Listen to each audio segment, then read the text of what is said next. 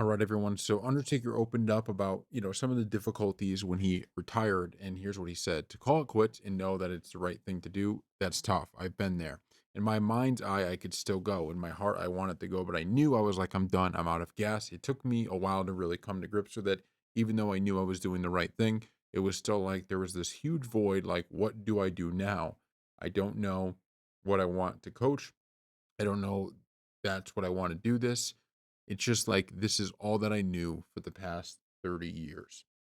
And it's you can only imagine it, right? You can only imagine what Undertaker was kind of feeling, especially something like wrestling, because it really was his entire life. You could watch any of the documentaries about him or anything like that, or just know the wrestling business. Like this is not something where, even a professional athlete, as tough as that is for somebody to retire from football or basketball or anything like that, you have off season, you have this, you have that in WWE, there's no off season, and especially during Undertaker's heyday, right? There was in the Attitude Era, you were going all the time.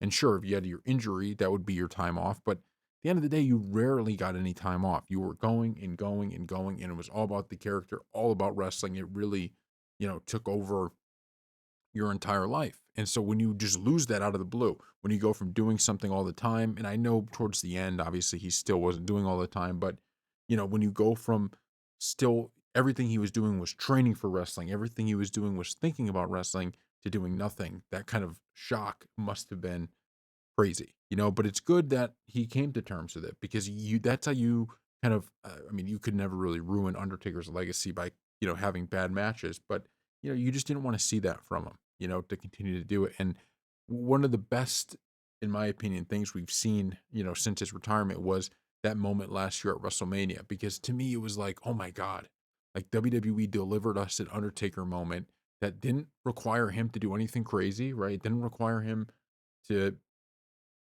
get into the ring and do some long match, right? It was just that split second he was in there, but it was awesome. It was one of the best WrestleMania moments I can think of, in quite some time. And I was stunned by it. I loved every second of it. I was happy it was him and not Austin, as much as I would love to also see Austin and hopefully we see him this year. I think the fact that it was Undertaker who nobody saw coming really was, one of the strongest parts. So even in retirement, Undertaker is still delivering and giving back to the business. So thank you all for watching.